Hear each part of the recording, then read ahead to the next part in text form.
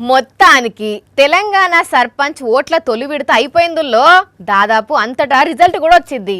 మరి ఇక గెలిచిన వాళ్ళందరికీ కంగ్రాచులేషన్స్ చెప్పుకుంటా మరి ఏడేడ ఓట్ల పండుగ ఎట్టెట నడిచిందో అరుచుకుందాం పాండ్రి. పోటీ చేసిన వాళ్ళకు ఏం రిజల్ట్ వస్తుందో అని నిద్ర లేకుండా అయితే ఓటేయబోయేటోళ్ళకు కూడా రాత్రి అంతా నిద్ర లేకుండానే అయి ఉండొచ్చు. ఎందుకంటే చాలా మంది పట్నంలో పనిచేసేటోళ్ళు పైన అయినరు కదా ఊళ్ళకు. ఇక దాంతో జర ట్రాఫిక్ కూడా జామ్ అయింది కొన్ని దిక్కుల్లో. ఇక పొద్దు ఓడవంగానే షురు అయిన పోలింగ్ పగటీలు దాకా నడిచింది. చాలా జాగాల్లో రిజల్ట్ కూడా వచ్చేసింది. గెలిచిన వాళ్ళు సంబరాలు చేసుకుంటుంటే ఓడిన వాళ్ళు ఓదార్పు పొందుతున్నారు. కానీ జర్ర ఓటింగ్ వేయాలనే ఆడాడ తక్లీఫ్ అయింది కొందరికి. ఇగో ఈ పెద్ద మనిషిని చూడండి, చెద్దర్ల బండ పెట్టుకొని ఎట్లా పట్టుకపోయినరో.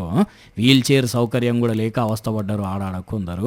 ఇగో ఈడ ఒక అక్కకు ఆయిపాయ అవుతుంటే కూసబెట్టి నీళ్లు దాపిచ్చింది సిఐ మేడం. ఖమ్మం బోనకల్ మండల్ రావినూతలనేమో గీ అన్న పరిస్థితే చిత్రం. అగ్గిపేట పట్టుకొని వచ్చినట ఓటింగ్ సెంటర్కు. ఆయన తీసుకొని ఓటేసినాక ఇస్తాం పో అని లోపలికి పంపి బయటికి వచ్చినాక అడిగితే చూడండి మరి చేతికి ఇస్తే ఏమైందో సారు. కానీ ఇగో ఇట్లా కింది ఇసిరేసిండు పాపం.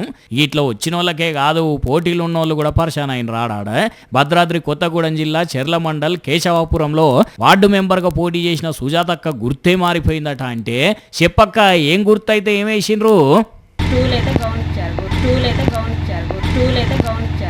తక్కువ వాడేత్తు స్టూల్ అయితే గౌన్ వేసిండ్రట. మరి అట్లా చేసిండ్రో ఆఫీసర్లకే తెలవాలి. కానీ ఇక ఇంకొన్ని జాగాలనేమో లొల్లులు నడిచినాయి.